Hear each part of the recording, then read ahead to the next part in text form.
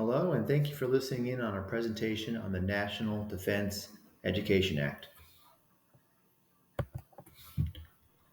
During a time of competing countries to excel in science, many viewed the space race as the ultimate sign of superiority. In 1957, the world watched as the Russians were able to successfully launch an unmanned satellite into orbit.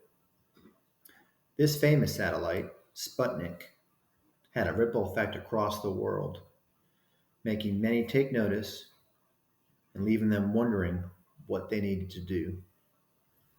In the US, that response was hung on the National Defense Education Act.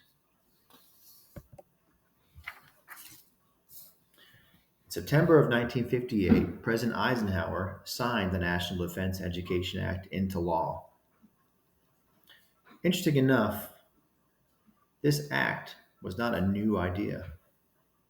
Many legislators were fighting to gain traction in the education space for years prior to the inception of the National Defense Education Act. The launch of Sputnik was the spark that the government needed to institute such a large education initiative. One only need to take a look at how Eisenhower framed his introduction of the act. He said, I have today signed into law H.R. 13247, the National Defense Education Act. This act is an emergency undertaking. It will strengthen our American system of education so that it can meet the broad and increasing demands imposed on it by considerations of national security. Much remains to be done to bring American education to levels consistent with the needs of society. The federal government, having done its share, the people of the country working through their local and state governments, and through private agencies, must now redouble their efforts towards this end.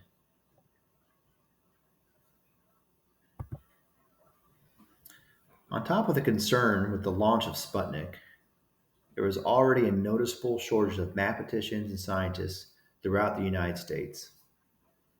This was partly due to a growing industry in computers, which effectively had a vacuum effect, leaving a shortage of math and science teachers in the school systems. This coincided with a time that saw a dramatic increase in college attendees, which exacerbated the issue. This is where the National Defense Education Act came into play.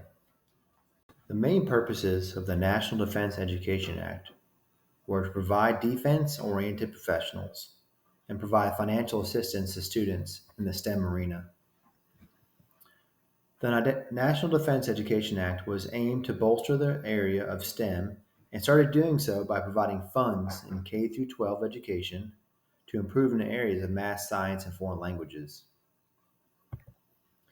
Title V specifically targeted areas that focused on guidance counseling and testing. This would help identify appropriate students, ensure standardized testing approaches, and filter them into areas into STEM as well as geography and languages.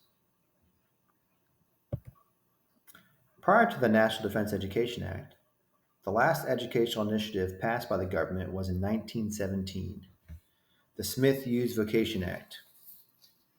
As previously mentioned, many in the government have been trying for decades to pass legislation to bolster education and educational standards. When the National Defense Education Act was passed, it came along with other programs, such as the National Aeronautic and Space Administration, NASA, and the Defense Advanced Research Projects, DARPA. This kicked off a large amount of spending that was never seen before. The initial passing included $183 million dollars, and in just 1 year expanded to over $200 million. Dollars. This started a constant presence of the federal government into education that targeted funds that were deemed to have the biggest impact. While not a complete takeover of educational standards and curriculum, the increased involvement in education was noticeable and influential. After the passing of the National Defense Education Act, there was a clear increase in special science programs for gifted students and a rise of the use of standardized testing across the country. The standardized testing was used to ensure all potential students were understood to effectively guide them into appropriate programs and help them meet standards that are set forth. Overall, the National Defense Education Act had an enormous impact on education. This included more rigorous STEM programs, increased focus in funds, and opportunities. The federal government's role became larger and ever more present. From this point forward in history, the federal government would be more heavily involved in education, leading to many more initiatives, political standpoints, and national attention on education policy.